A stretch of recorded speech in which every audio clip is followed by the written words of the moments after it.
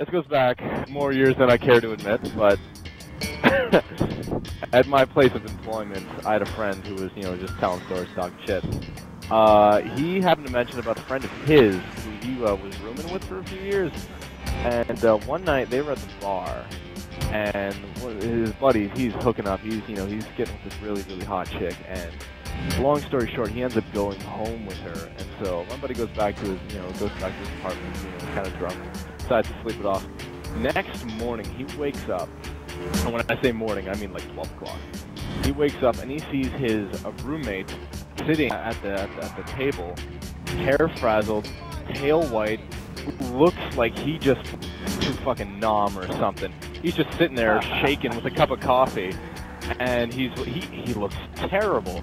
So he goes over to him and he's like, man, what the hell's wrong with you? You okay? And he's like, I don't want to fucking talk about it. I don't want to fucking talk about it. So, after a little while, after he pokes and prods enough, he ends up to get him to tell his story, swearing to God that he will not tell anyone else. He obviously did. How else would I know? Friends, what would you do without him? Anyway, what happened was after they left the bar, him and this chick went back to her place. And, they fooled around, they messed around for maybe an hour or so. And, there's some foreplay, a little bit of ass play. Keep your mind, keep your mind open. They end up, shut up, Jenny. They end up in her bedroom. And now, he noticed right away that her bed was coated in, like saran wrap or something, or like that plastic wrap, but I think it was like saran wrap, the way he described it. And so right away he's like, that's kind of weird, but he's about to score, so he doesn't really give a shit. What ends up happening is there's a little more foreplay, there's like, no, there's no clothes. She just says, lie back or something like that. I don't know what was said exactly, but long story short, again, I don't know what it was, I don't know what device this is, but he really had to take a poo, and she ended up shoving something up his ass and then pulling it out really fast. That made all the shit in his rectum, I guess, just flow out of him, very painfully probably, and it's just pouring out onto the bed, and she's rolling around in it like a pig in mud. Oh my god. That's hot. Go on. So the super hot chick rolling around in this guy's shit that was aggressively ripped from his anus, and she's just going, and he just grabs his shit as fast as possible, runs out of there, and has probably sat down at the coffee table that morning, or that late night or morning. Did he really grab his shit, please?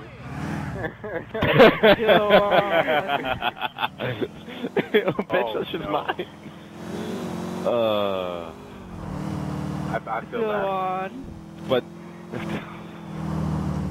I don't know. I've never met this man. I just know this man's friend who I worked with briefly.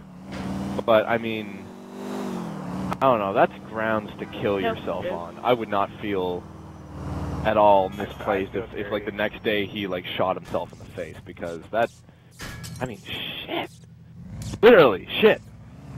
Like, I don't know if it was a dildo, or if it was like a dildo enema, reverse enema, I don't know. What does that? It was a dildo enema. It was the double pack. The denema. The denema. The denema. The Urban Dictionary, that shit. The enamildo. Why do I have a feeling our friend / accomplice Razorfist would know? He'd be like, oh yeah, you go to Teasers, you'll find the. It was probably him.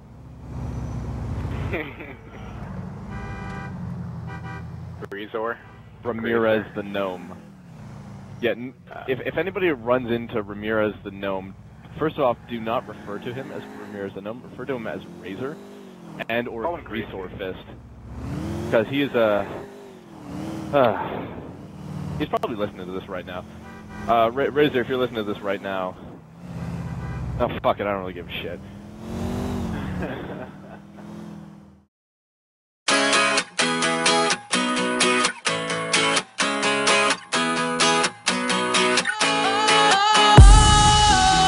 Sometimes I get a good feeling, yeah. I get a feeling that I never had before.